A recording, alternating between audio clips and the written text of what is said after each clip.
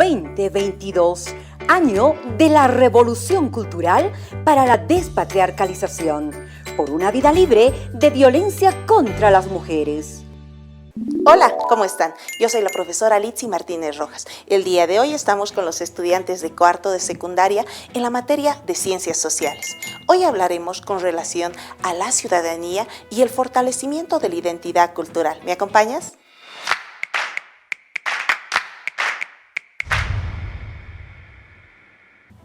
Observa el siguiente documento. ¿Alguna vez lo has visto en casa?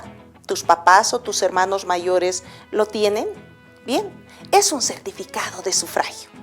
El certificado de sufragio nos los entregan cuando nosotros participamos en un acto electoral. Esa es la muestra clara de ejercer nuestra ciudadanía, nuestros derechos políticos. En el año 1825, Bolivia se había designado como un país libre, independiente y soberano. Sin embargo, nuestro sistema de gobierno había sido un sistema democrático representativo liberal, lo que quiere decir que el voto se encontraba restringido solamente para un sector de la población. En el año 1826, la ciudadanía se ejercía con ciertos requisitos, por ejemplo, ser boliviano, ser hombre, varón, además de eso, ser casado o ser mayor de 21 años de edad, saber leer y escribir, lo que quiere decir que los analfabetos no participaban en los actos electorales. Todo esto lo establecía el artículo 14 de la Constitución Política de Bolívar en el año 1826. Pero recorremos el tiempo y nos vamos al año 1836. En el año 1836, la ciudadanía se ejercía con los requisitos de ser boliviano, ser hombre, estar casado o tener más de 21 años de edad, saber leer y escribir, y aquí se incorporaban otros elementos. Por ejemplo, que debía tener un empleo. Además de esto, este empleo debía ser relacionado a la industria o profesar alguna ciencia o arte. En el año 1871, la situación no había cambiado ni mejorado mucho. En ese año, la ciudadanía se ejercía con tener 21 años de edad, o ser casado, saber leer y escribir, y tener una propiedad inmueble. Además de eso, debías tener una renta anual, que era aproximadamente 200 pesos bolivianos. Eso lo establecía el artículo 24 de la Constitución Política del Estado de 1871. La situación mejoraría ya en el año 1952. La Revolución Nacional, que se va a dar entre el 9, 10 y 11 de abril de 1952, que había sido propiciado por el pueblo boliviano, por las mujeres y los hombres bolivianos, se había establecido como cambios sociales durante ese tiempo. Y uno de los cambios más importantes va a ser el voto universal. El voto universal establecía la ciudadanía o el poder participar en elecciones, votar o tener la capacidad de ser elegido sin requisitos. Esto implicaba que la votación podía estar abierta para nosotros, las mujeres, también para los indígenas. Además, uno también podía ser candidato. Cuando estamos hablando de la historia boliviana, podemos ver también pasajes bastante oscuros. Por ejemplo, la dictadura que se había iniciado en el año 1971.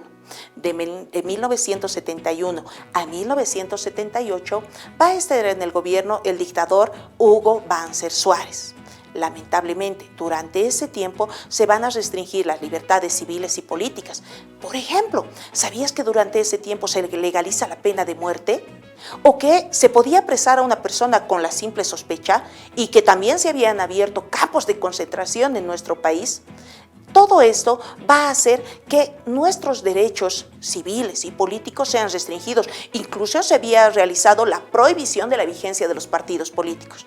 Todo esto no podía seguir siendo así. Y un grupo de mujeres había iniciado una huelga de hambre para que la situación cambie.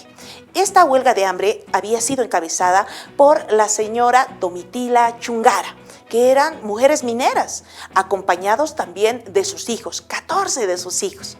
Esto había hecho que el gobierno del dictador Hugo Banzer Suárez pueda convocar a elecciones. Sin embargo, los hechos que se habían dado durante este gobierno quedan marcados en la historia como uno de los años más tristes que hemos tenido.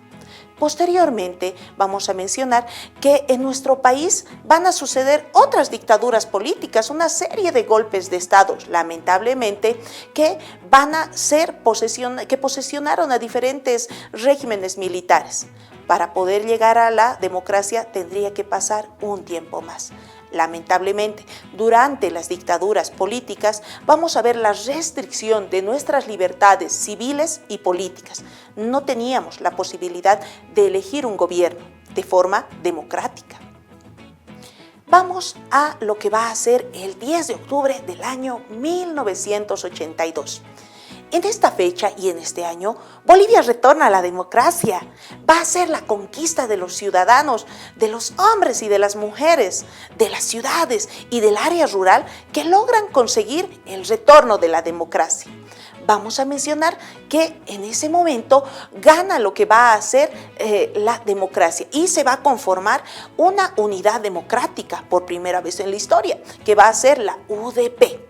Sin embargo, esto va a dar inicio a lo que va a ser una llamada democracia pactada, con alianzas.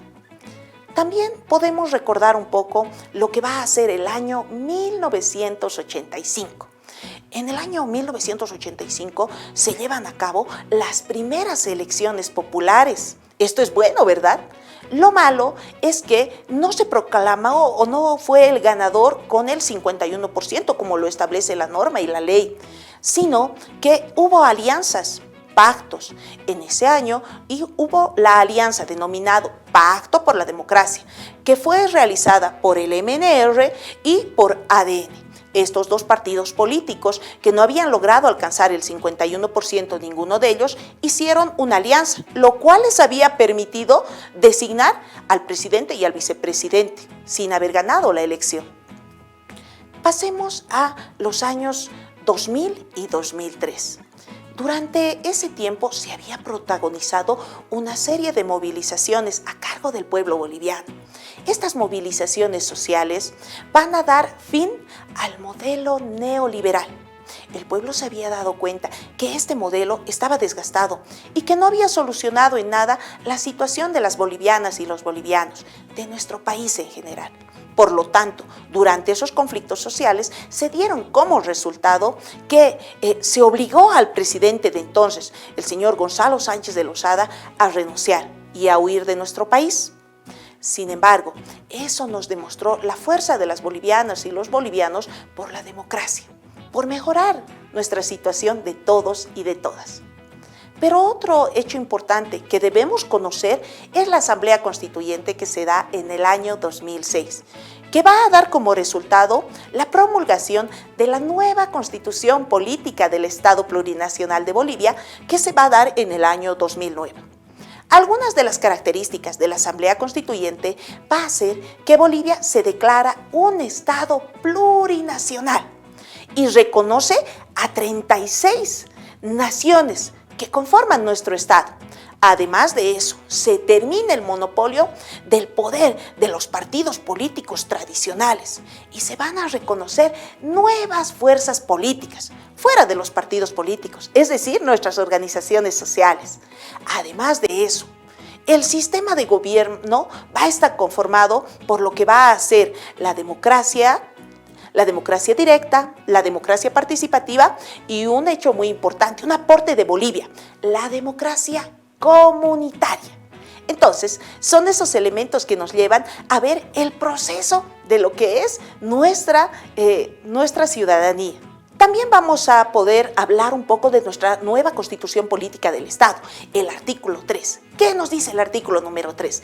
Que la nación boliviana está conformada por la totalidad de las bolivianas y los bolivianos, las naciones y los pueblos indígenas originarios y campesinos y las comunidades interculturales y afrobolivianas, que en conjunto constituyen nuestro pueblo boliviano. ¿Te das cuenta que somos multiétnicos, plurilingües? Además de eso, es importante la democracia para vivir bien, para vivir en armonía. La democracia, por lo tanto, implica vivir en pluralidad. ¿Qué significa esto? Vivir entre muchas personas, pero debemos respetar sus diferentes puntos de vista. Se debe buscar siempre el bien común. El Estado Plurinacional de Bolivia, según el artículo número 8, parágrafo 2, donde se habla sobre los valores en los que se sustenta nuestro Estado. Por ejemplo, la unidad, la igualdad, la inclusión, la dignidad, la libertad y la solidaridad, entre otros valores que hacen que nuestro Estado sea fuerte, libre y soberano.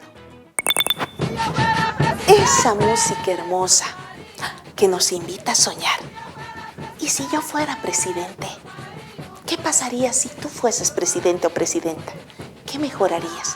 Recuerda que todo parte a través de los sueños. Cuando tú seas presidente o presidenta, ¿qué cambiarás? ¿Qué mejorarás? Te invito a que pienses esto y que puedas ejecutarlo. Nuestra clase ha concluido ahí. Pero no olvides, querido estudiante, que debes completar tu esquema de vacunación para que podamos estar seguros en clases. También te invito a que puedas revisar y fortalecer tu conocimiento con los textos del Ministerio de Educación. Y nuestra clase concluye compartiéndote una frase.